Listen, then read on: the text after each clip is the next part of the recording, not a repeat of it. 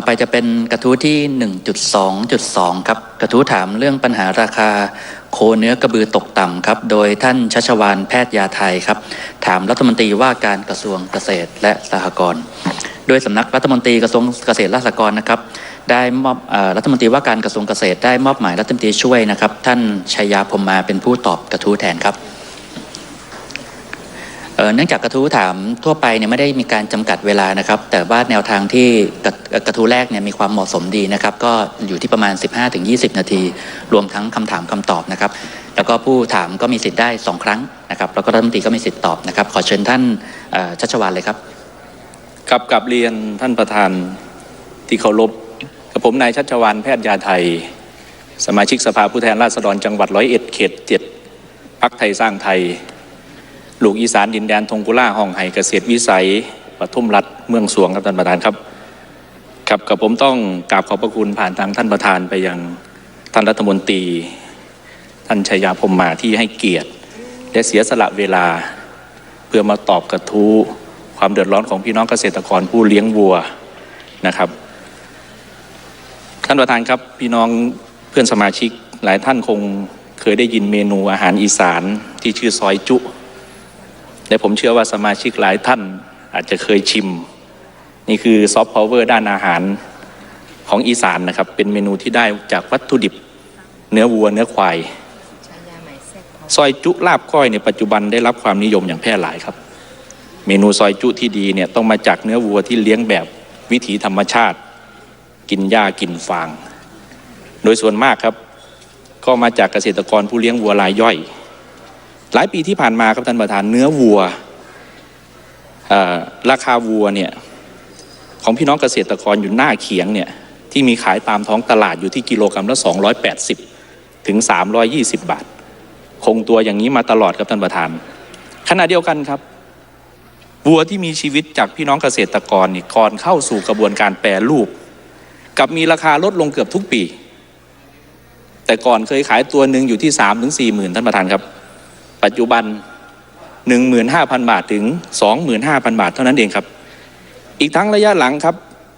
เกษตรกรต้องแบกรับต้นทุนในการเลี้ยงวัวอยู่ที่100ถึง110 บาทต่อกิโลกรัมแต่ราคาขายกับอยู่ที่70ถึง80 บาทเท่านั้นเองครับขาดทุนตั้งแต่มันนอนอยู่ในคอกแล้วครับท่านประธานผมจึงอยากให้ท่านประธานได้ทราบถึงปัจจัยปัญหาที่ทำให้ราคาวัวตกต่ำนะครับซึ่งผมพบอยู่2ส่วนด้วยกันท่านประธานครับส่วนแรกครับเป็นปัญหาของการตลาดภายในประเทศประเด็นแรกครับเกิดจากการลักลอบการนำเข้าวัวและผลิตภัณฑ์เนื้อวัวจากต่างประเทศที่ผิดกฎหมายครับมีข่าวออกมาไม่เว้นแต่ละเดือนครับว่ามีการจับกุมผู้กระทำความผิดเพราะต้นทุนวัวที่นำเข้าจากต่างประเทศเนี่ยถูกกว่าภายในประเทศมากครับยกตัวอย่างวัวภายในประเทศต้นทุนอยู่ที่ 20,000 ถึง 30,000 เนี่ยวัวที่ผิดกฎหมายอยู่แค่10,000ต้นๆครับ 12,000 ถึง 18,000 เท่านั้นเองประเด็นที่2ครับวัวมีชีวิตและผลิตภัณฑ์จากวัวนี่มันล้นตลาดท่านประธานครับช่วงเศรษฐกิจตกต่ำเกษตรกรขาดแคลนรายได้เนี่ย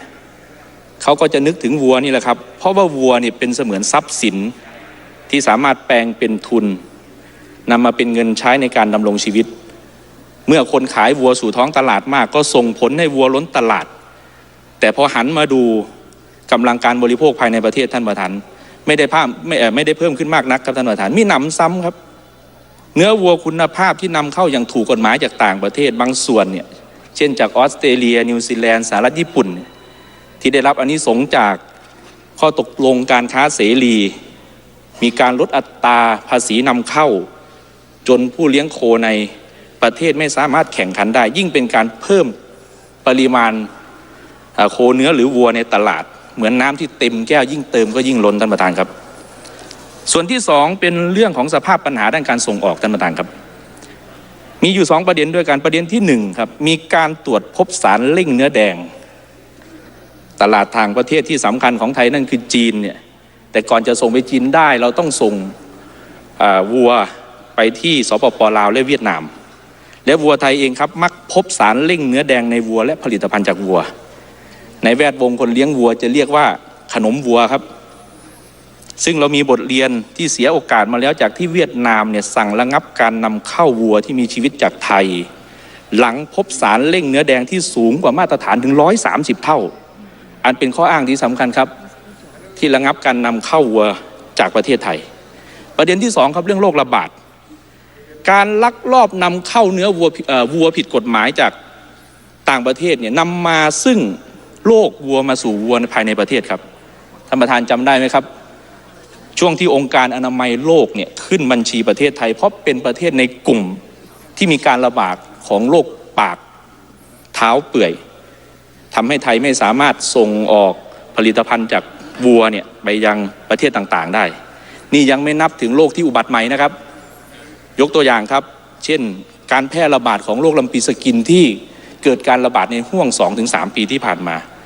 สัญญาณการแพร่ระบาดเนี่ยมีในต่างประเทศมันดังชัดเจนมากท่านประธานครับแต่เหตุใดทางกรมปศุสัตว์ที่อยู่ภายใต้การนำของกระทรวงเกษตรและสหกรณ์ในขณะไม่มีมาตรการรองรับ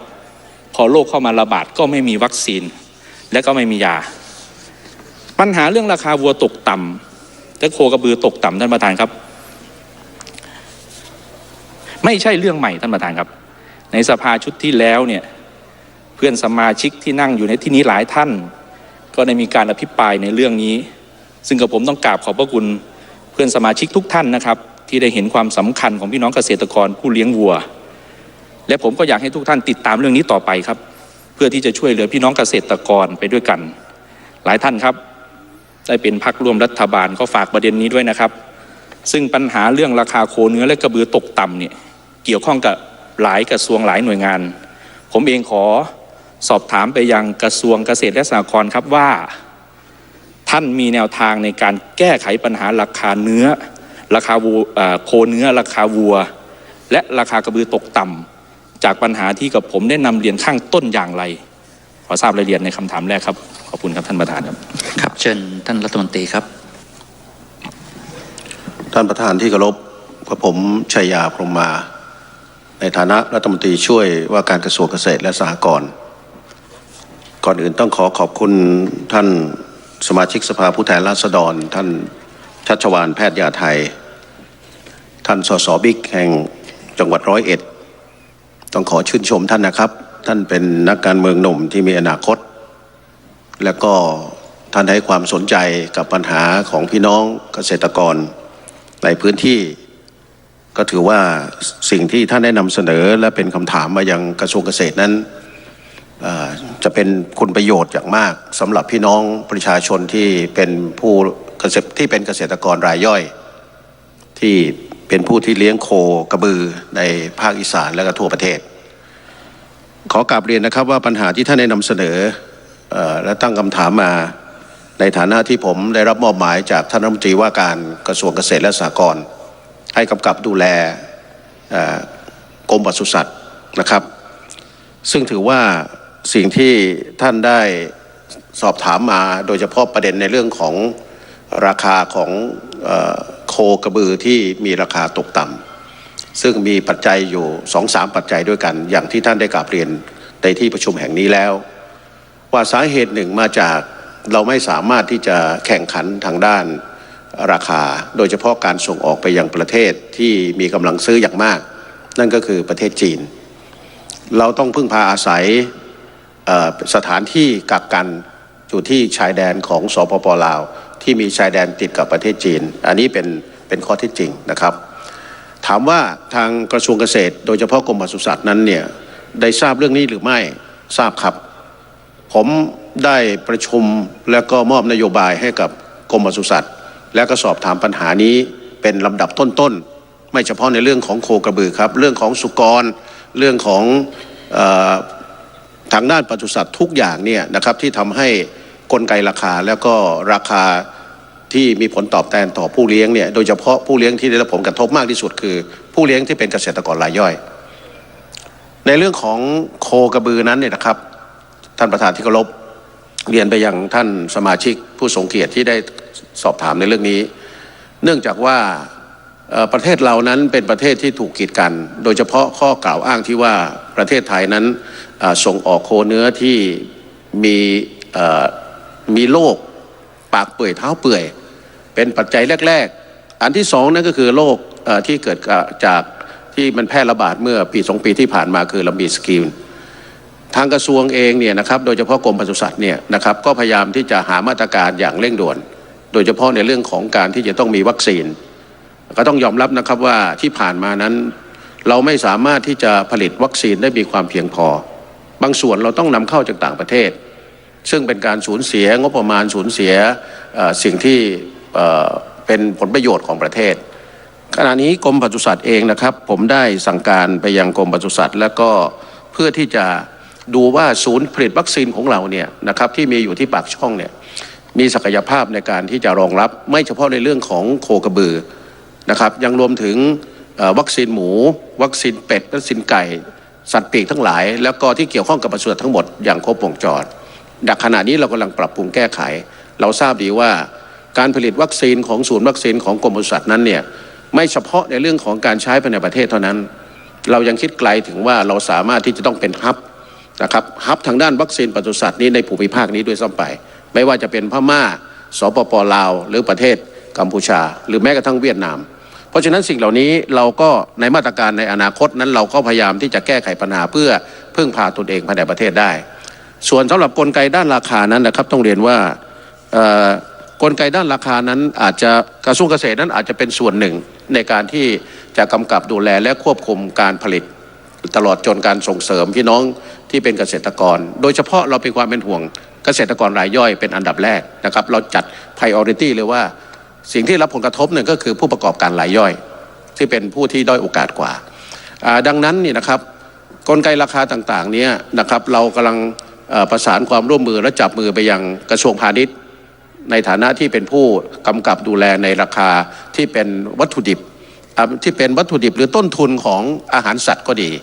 นะครับอันที่สองก็คือราคาจำหน่ายในท้องตลาดหลังจากที่แปรรูปแล้วเนี่ยมีการกำหนดราคามีความเป็นธรรมอย่างไร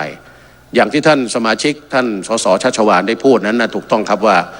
โคเนื้อที่มีชีวิตนั้นราคา70-80 บาทแบบบ้านผมเหมือนกันครับที่หนองบัวลำพูก็ราคาเดียวกันกับท่านแต่เวลาชำแหละแล้วนี่ราคาหน้าเขียงเนี่ย200 กับ 300 บาทมันกระทบแม้กระทั่งวิถีชีวิตของพี่น้องเกษตรกรทั่วไปวันนี้เนี่ยนะครับบ้านท่านกับบ้านผมไม่แตกต่างกันหรอกครับเวลาจะจัดงานทำบุญต่างๆเนี่ยวันนี้ชาวบ้านเขาไม่เลี้ยงวัวไม่ล้มวัวเหมือนในอดีตแล้วนะครับเพราะว่ามันแพงวันนี้เขาไปใช้อย่างอื่นนั้นเนี่ยอันนี้ก็เป็นปัญหา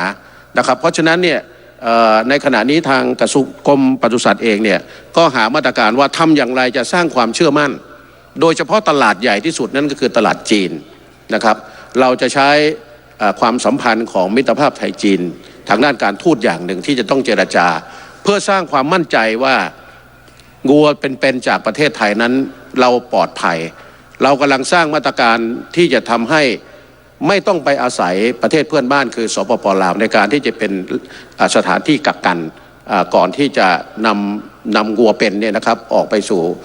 ตลาดใหญ่ที่สุดคือตลาดจีนแล้วกระจายไปยังประเทศเวียดนามด้วยอันที่ต่อมานั่นก็คือเรื่องสารเร่งเนื้อแดงอันนี้ต้องยอมรับนะครับว่าเป็นเรื่องที่ควบคุมค่อนข้างยากแต่ว่าไม่ใช่เรื่องที่จะไม่สามารถดำเนินการได้ในขณะนี้เนี่ยผมได้สั่งการให้กรมปศุสัตว์ว่าบริษัทนำเข้าหรือว่าสารเร่งเนื้อแดงเนี่ยนะครับซึ่งเป็นข้ออ้างอันสำคัญในการที่ทำให้ผลิตภัณฑ์ที่เป็นโคเนื้อเราเนี่ยแม้กระทั่งหมูเองก็มีประสบปัญหานะครับเราประสบปัญหาเรื่องสารเร่งเนื้อแดงทั้งนั้นเลยทั้งสองอย่างนี้เพราะฉะนั้นจะหามาตรการว่าจะมีมาตรการอย่างไรไม่ว่าจะเรื่องของการนำเข้าการกำจัดจำหน่ายวันนี้เพิ่งจะได้ทราบข้อมูลเมื่อก่อนที่ผมจะขึ้นมาตอบกระทู้นี้เนี่ยนะครับท่านประธานครับฝากไปยังท่านชัชวาลและเพื่อนสมาชิกและพี่น้องประชาชนที่กำลังรับชมรับฟังอยู่ในขณะนี้ว่าวันนี้ผู้ประกอบการเองโดยเฉพาะพวกประกอบการด้านอาหารสัตว์เขาเปลี่ยนยุทธวิธีครับในส่วนผสมของอาหารสัตว์นั้นเนี่ยเมื่อก่อนเนี่ยอาหารสัตว์เนี่ยนะครับที่เป็นสำเร็จรูปเนี่ยมันมีสารที่ปนเปื้อนเนื้อแดงอยู่ในสูตรอาหารด้วยวันนี้เขาฉลาดครับถ้าเราไปซื้อหัวอาหารที่เป็นสำเร็จรูปเนี่ยนะครับไอสารเร่งเนื้อแดงเนี่ยเขาจะมีของแถมมาด้วยจะมีของแถมให้เกษตรกรเนี่ยไปผสมเองนะครับท่านชัชวาลคงรู้ดีครับถ้าหากว่าพี่น้องเกษตรกรในภาคอีสานเนี่ยนะครับเขาบอกว่าอันนี้เป็นเขาเรียกว่าเป็น เป็นของแถมไปให้กับพี่น้องเกษตรกรแล้วก็จะไปมิกกับอาหารที่เป็นอาหารสำเร็จรูปเพราะฉะนั้นเนี่ยถ้าเราไปตรวจโรงงานอาหารสัตว์เนี่ยไม่เจอหรอกครับสารเร่งเนื้อแดงเพราะฉะนั้นสิ่งเหล่านี้จึงส่งสัญญาณไปยังผู้เลี้ยงทั้งหลายนะครับโดยเฉพาะผู้เลี้ยงเกษตรกรรายย่อยว่ามันอาจจะทำให้เนื้อมันมีความแน่นมันมีเนื้อแดงแล้วก็มีน้ำหนักมากขึ้นก็ตามแต่ว่ามันเป็นอุปสรรคของการส่งออกโดยเฉพาะการกดราคารับซื้อที่เป็นวัวเป็นเนี่ยนะครับอันนี้คือสิ่งที่เราจะต้องทำความเข้าใจแล้วก็หามาตรการในการป้องกันตลอดจนการที่จะทำให้กลไกราคาต่างๆนั้นให้สามารถทำงานได้และเป็นราคาที่มีความเป็นธรรมไม่ว่าจะเป็นผู้เลี้ยงไม่ว่าจะเป็นพ่อค้าคนกลางและผู้บริโภคเพราะฉะนั้นผมคิดว่าในขณะนี้มาตรการที่ท่านเป็นห่วงนั่นก็คือการนำเข้าของวัวเป็นจากต่างประเทศโดยเฉพาะประเทศเพื่อนบ้านคือพม่านั้นเนี่ยวันนี้กรมปศุสัตว์นั้นครับเรามีการประกาศห้ามนำเข้าอย่างเด็ดขาดสิ่งที่มีชีวิตโดยเฉพาะโคกระบือนะครับจากประเทศพม่าเรามีการออกประกาศมา3 ครั้งแล้วครับครั้งที่1นะครับประกาศเมื่อวันที่25 กุมภาพันธ์ 2566นะครับมีผล90 วันครับประกาศตั้งแต่วันที่1 มีนาคม 2566นี่ประกาศครั้งที่1ประกาศครั้งที่2เมื่อวันที่15 พฤษภาคม 2566มีผล90 วันเช่นกันและประกาศครั้งที่3นี่วันที่16 สิงหาคม 2566มีผล90 วันเช่นกันเพราะฉะนั้นทางกรมปศุสัตว์เองกระทรวงเกษตรเองไม่ได้นิ่งนอนใจในเรื่องของการป้องกันไม่ให้มีการนำเข้าจากประเทศเพื่อนบ้านเพื่อมาแข่งขันแล้วการนำเข้าจากประเทศเพื่อนบ้านเราก็ไม่มั่นใจนะครับว่ามันปลอดเชื้อปลอดโรคเพราะฉะนั้นในประเทศเราก็เจอปัญหาวิกฤตขนาดนี้แล้วเนี่ยถ้ามีวัวจากต่างประเทศเข้ามาแล้วก็มาแพร่ระบาดในโรคระบาดต่างๆมันยิ่งทำให้ตลาดส่งออกของเรานั้นมีปัญหาเพราะฉะนั้นสิ่งนี้ในคำถามแรกที่ท่านบอกว่ามาตรการที่กระทรวงเกษตรทำเนี่ยมีอะไรบ้างเนี่ยสิ่งแรกนั้นก็คือเราเรื่องของการห้ามนำเข้าโดยเด็ดขาดโคกระบือจากประเทศพม่าตามประกาศที่ได้กราบเรียนท่านสมาชิกไปแล้วนะครับในเบื้องต้นนี้ก็ขออนุญาตที่จะตอบคำถามท่านสมาชิก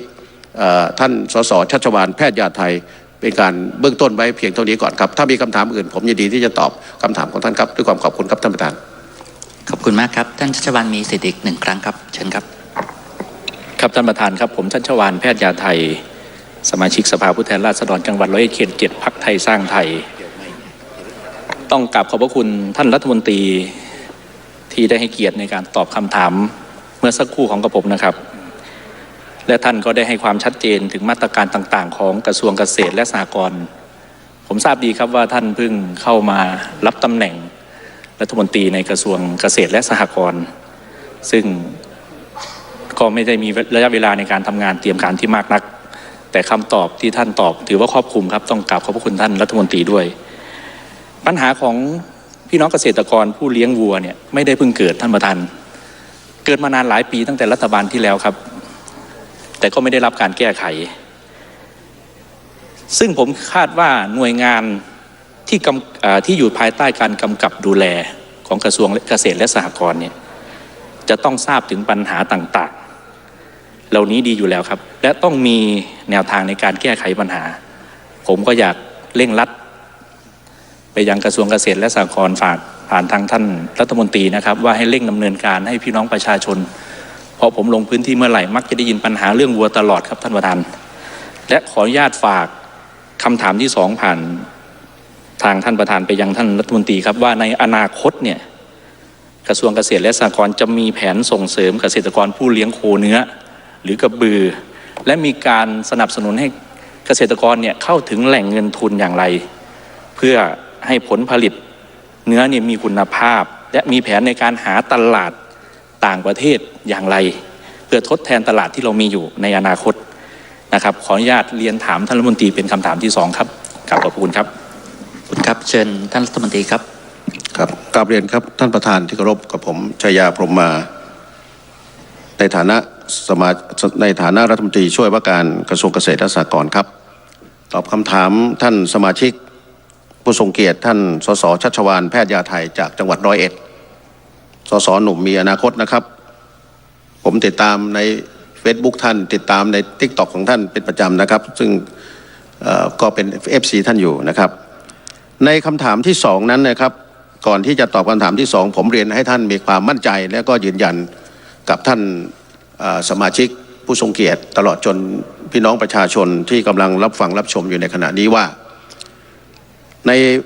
อีกไม่กี่วันนี้นะครับภายในสัปดาห์หน้าเนี่ยกระทรวงเกษตรโดยเฉพาะกรมปศุสัตว์เราได้ตั้งนะครับโดยคำสั่งของท่านรัฐมนตรีว่าการกระทรวงเกษตรและสหกรณ์ท่านร้อยเอกธรรมนัสพรหมเผ่าที่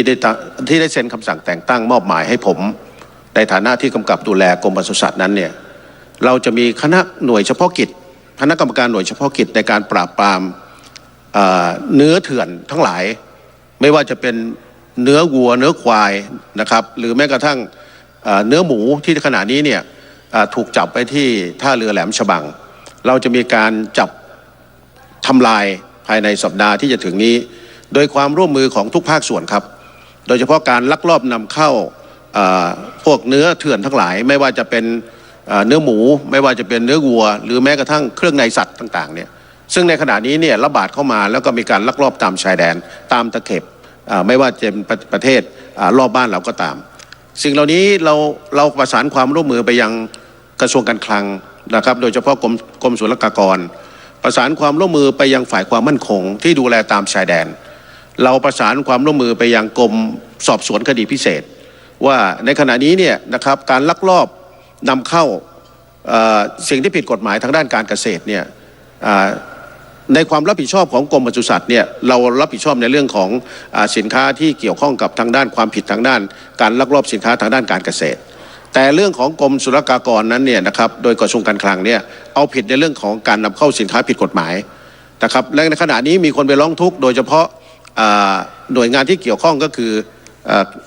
หน่วยงานที่กำกับดูแลคือกรมศุลกากรนั้นเนี่ยก็ได้แจ้งความดำเนินคดีเพื่อให้คดีดังกล่าวนี้ไปอยู่ในความดูแลของกรมสอบสวนคดีพิเศษในขณะนี้เราได้จับมือกันแล้วก็ตั้งคณะกรรมการในการที่จะไปดำเนินการในการทำลายสิ่งที่ผิดกฎหมายที่มีอยู่ที่เป็นสินค้าทางด้านการเกษตรโดยเฉพาะเนื้อหมูแล้วก็เนื้อวัวเครื่องในที่ผิดกฎหมายที่ลักลอบเข้ามาเราจะรีบทำลายแล้วก็สร้างความมั่นใจว่ากระบวนการเหล่านี้จะต้องไม่มาเข้ามาแทรกแซงทำให้กลไกราคาและกลไกตลาดมันบิดเบี้ยวต่อไปอย่างน้อยเพื่อให้เกิดความมั่นใจว่าพี่น้องที่เป็นเกษตรกรทั้งผู้ประกอบการรายใหญ่ขนาดกลางและขนาดเล็กรวมถึงพี่น้องที่เป็นเกษตรกรผู้เลี้ยงรายย่อยนั้นเนี่ยเราไม่ค่อยห่วงเรื่องผู้ประกอบการรายใหญ่ครับแต่สิ่งที่ผมเป็นห่วงในฐานะที่ผมเป็นรัฐมนตรีช่วยว่าการกระทรวงเกษตรและก็มาจากพื้นเพพี่น้องชาวไร่ชาวนาพี่น้องภาคอีสานเหมือนกับท่านชัชวาลแพทย์ยาไทยท่านสสผู้ทรงเกียรตินั้นเนี่ยเราเข้าใจดีว่าเราต้องปกป้องคนที่ด้อยโอกาสกว่าก็คือพี่น้องเกษตรกรรายย่อยเพราะฉะนั้นถ้าหากว่าเราสร้างมาตรการในการที่จะป้องกันไม่ให้สินค้าของเถื่อนเนี่ยมันเข้ามาสู่ประเทศแล้วเกิดความมั่นใจว่าไม่มีกลไกใดๆที่จะมาทำให้กลไกมันผิดเพี้ยนเนี่ยนะครับอย่างน้อยก็ทำให้กลไกต่างๆไม่ว่าการเลี้ยงการจำหน่ายการชำแหละนั้นเนี่ยมันเป็นไปตามแล้วก็ได้สร้างมาตรฐานไม่ว่าผู้เลี้ยงก็ได้ราคาที่มีความเป็นธรรมผู้ประกอบการก็มีราคามีกำไรอยู่บ้างเพื่อไม่ให้เกิดการเอารัดเอาเปรียบจนเกินไปช่องว่างที่ท่านได้พูดเนี่ยนี่คือข้อเท็จจริงครับนะครับราคาโคเนื้อ 70-80 บาทในขณะที่หลังจากชำแหละแล้วเนี่ยก็กลายเป็นราคา 280-300 บาทนะครับเพราะฉะนั้นเนี่ยกรมปศุสัตว์เองก็พยายามที่จะส่งเสริมให้กลุ่มเกษตรกรรายย่อยวันนี้ได้มีกลุ่มเกษตรกรทั้งเลี้ยงหมูและเลี้ยงวัวเนี่ยมายื่นข้อเรียกร้องอย่างที่ท่านสสชัชวาลแพทย์ยาไทยได้นำเสนอในที่ประชุมแห่งนี้เป็นคำถามแล้วก็เป็นข้อเสนอแบบเดียวกันกับท่านเลยว่าต้องการอยากจะให้ทางกระทรวงเกษตรเนี่ยมีมาตรการในการป้องกันเพื่อไม่ให้ถูกเอารัดเอาเปรียบอีกเพราะฉะนั้นนี่มาตรการดังกล่าวนี้แล้วก็คือว่าสร้างเกราะป้องกันว่าของเถื่อนจะต้องไม่เข้ามาเราจะมีการทำลายแล้วก็จะทำการป้องกันไม่ให้มีการลักลอบเข้ามาสู่ประเทศไทยเพราะทำให้ไอ้สิ่งเหล่านี้เราไม่มั่นใจนะครับว่าที่มาเนี่ยแล้วออกไปสู่ตลาดแล้วเนี่ยพี่น้องประชาชนบริโภคแล้วเนี่ยจะมีความปลอดภัยหรือไม่แต่ถ้าเกิดว่าเราสามารถกำกับดูแลได้ทั้งขบวนการในการผลิตเนี่ยผมเชื่อว่า1ผู้เลี้ยงได้ราคาที่มีความเป็นธรรม2ผู้บริโภคได้ราคาที่มีความเป็นธรรมแถมยังมีความมั่นใจว่าสินค้าที่ชำแหละและจำหน่ายในประเทศนั้นมีความปลอดภัยถูกสุขภาพถูกอนามัยเช่นกัน ราะฉะนั้นกลไกต่างๆนี้เราจะช่วยเหลือพี่น้องเกษตรกรอย่างไรบ้างผมคิดว่าในฐานะที่ผมกำกับดูแลกรมปศุสัตว์และเป็นรัฐมนตรีช่วยว่าการกระทรวงเกษตรและสหกรณ์ในองค์คาพยพของกระทรวงเกษตรนั้นเนี่ยครับจะเป็นแหล่งหมายความว่าจะเป็นเครื่องมือในการสนับสนุนให้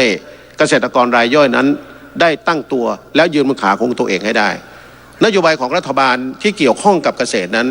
โดยเฉพาะท่านนายกรัฐมนตรีท่านเศรษฐาทวีสินได้แถลงต่อรัฐสภาแห่งนี้ว่านโยบายทางด้านแก้ไขปัญหาการเกษตรเพื่อยกระดับรายได้เนี่ยไม่เฉพาะผู้เลี้ยงที่เป็นเกษตรกรผู้เลี้ยงโคเนื้อหรือว่าสุกรเท่านั้นครับทุกองคาพยพที่เกี่ยวข้องกับเกษตรนั้นเราจะใช้ในเรื่องของตลาดนำนวัตกรรมเสริมและเพิ่มรายได้ใน3ปัจจัยนี้วันนี้ก็คงจะต้องไม่เป็นการผลิตแบบดั้งเดิมเราจะมองที่ว่าตลาดมีความต้องการอย่างไรเหมือนตลาดวัวที่ประเทศจีนประเทศเวียดนามเขามีความต้องการนั้นเนี่ยเป็นสิ่งที่ถูกต้องครับแต่เราต้องสร้างหลักประกันว่าผลผลิตที่ออกมาจากเกษตรกรพวกเรานั้นมีความปลอดภัยโดยเฉพาะในเรื่องของปากเท้าเปื่อยนั้นเป็นกำแพงเป็นแบรีเออร์ที่ทำให้เราไม่สามารถส่งออกได้ก็ทำให้ผู้ซื้อเนี่ยพ่อค้าคนกลางเนี่ยก็กดราคาในการรับซื้อเพราะฉะนั้นสิ่งที่กระทรวงเกษตรทำเนี่ยก็คือจะต้องป้องกันแล้วก็หาวัคซีนวันนี้นะครับวันศุกร์นี้คือพรุ่งนี้เนี่ยผมจะไปดูที่ศูนย์วัคซีนของกรมปศุสัตว์ที่ปากช่องเรากำลังคิดว่าต่อไปเนี่ยเราจะเป็นแหล่งผลิตวัคซีนโรคปากเท้าเปื่อยโรคลามีสกีนและโรคที่แพร่ระบาดในหมูที่พี่น้องเกษตรกรประสบปัญหาเนี่ยเราจะยืนบนขาของตัวเองให้ได้โดยกลไกของกรมปศุสัตว์เองนะครับอาจจะวันนี้โรงงานที่เรามีเนี่ยเผอิญว่าไม่ได้มาตรฐานเท่าไหร่ครับเราไม่ใช่ทำมาเพื่อที่รักษาเฉพาะในประเทศเท่านั้นแต่เราคิดไกลว่าเราจะต้องเป็นฮับที่นำวัคซีนขายไปยังประเทศเพื่อนบ้านเพราะเราก็กลัวว่าในอนาคตมันเกิดลักลอบเข้ามาถ้าเกิดว่าเราสามารถมีวัคซีนแล้วส่งออกไปยังประเทศเพื่อนบ้านในการป้องกันโรคต่างๆนี้ก็จะทำให้ในกระบวนการในภูมิภาคนี้ก็มีความปลอดภัยในเรื่องของเนื้อของสุกรต่างๆเหล่านี้อันนี้คือปัญหาและก็สิ่งที่กระทรวงเกษตรในฐานะกรมปศุสัตว์เนี่ยกำลังดำเนินการอยู่ครับและประการต่อไปนั้นโดยเฉพาะในเรื่องของการช่วยเหลือพี่น้องเกษตรกรอย่างที่ท่านถามรัฐบาลมีโครงการพักหนี้เกษตรกร3 ปีครับการพักหนี้เนี่ยไม่ใช่ว่าเกษตรกรนั้นเนี่ยจะลืมตาอ้าปากได้ทันทีครับแต่เป็นการพักภาระพักสิ่งที่เขาประสบปัญหาพักต้นทั้งดอกไว้3 ปีก่อนใน3 ปีเนี่ยกระทรวงเกษตรเองในองค์คาพยพของกระทรวงเกษตรจะต้องเป็นผู้สนับสนุนทุกอย่างในองค์คาพยพของกระทรวงเกษตรให้เขายืนบนขาของตัวเองได้รัฐบาลไม่ต้องการที่อยากจะเอาของไปแจกหรือไปแก้ไขปัญหาด้านราคาก็แค่ไปซับซิไดซ์ราคาแต่เราต้องการให้กลไกที่มีอยู่เนี่ยให้มันเกิดความสมบูรณ์ในตัวเป็นกลไกที่มีการแข่งขันและเป็นการที่มีความชอบธรรมจริงๆเพราะฉะนั้นใน3 ปีนี้ผมคิดว่าภารกิจของกระทรวงเกษตรคือให้การสนับสนุนในสิ่งที่พี่น้องเกษตรกรนั้นจะสามารถช่วยเหลือตัวเองแล้วยืนบนขาของตัวเองได้รัฐบาลมีหน้าที่ให้เครื่องมือรัฐบาลไม่ได้เอาปลาไปให้ไม่ได้เอาของไปแจกแต่รัฐบาลจะเอาเครื่องมือในการทำมาหากินเนี่ยให้กับเกษตรกรในระยะเวลา3 ปีที่เขาไม่ต้องแบกรับภาระดอกเบี้ยไม่ต้องแบกรับภาระเงินต้นให้เขามีความแข็งแรงวันที่เขามีความแข็งแรงนั้นเนี่ยเขาจะกลับมาใช้ชีวิตโดยปกติได้นี่คือสิ่งที่ในภารกิจของกระทรวงเกษตรโดยเฉพาะหน้าที่ที่ผมได้รับมอบหมายนั้นเนี่ยเราจะดำเนินการตามที่ท่านสมาชิกผู้ทรงเกียรติได้มีความห่วงใยว่าพี่น้องเกษตรกรรายย่อยจะได้รับประโยชน์จากการช่วยเหลือพี่น้องเกษตรกรอย่างไรอย่างที่ผมได้กราบเรียนท่านสมาชิกไว้ทั้งหมดที่ผมได้ตอบคำถามไปแล้วนะครับผมคิดว่าสิ่งที่ผมได้ชี้แจงแล้วเนี่ยก็คงจะสร้างความเข้าใจอันดีกับท่านสมาชิกแล้วก็พี่น้องที่กำลังรับฟังอยู่แล้วถ้าเกิดว่ามีคำถามที่ท่านคิดว่ายังค้างคาใจอยู่ผมก็ต้องขอชี้แจงในโอกาสต่อไปครับขอบคุณครับท่านประธานครับครับขอบคุณนะครับ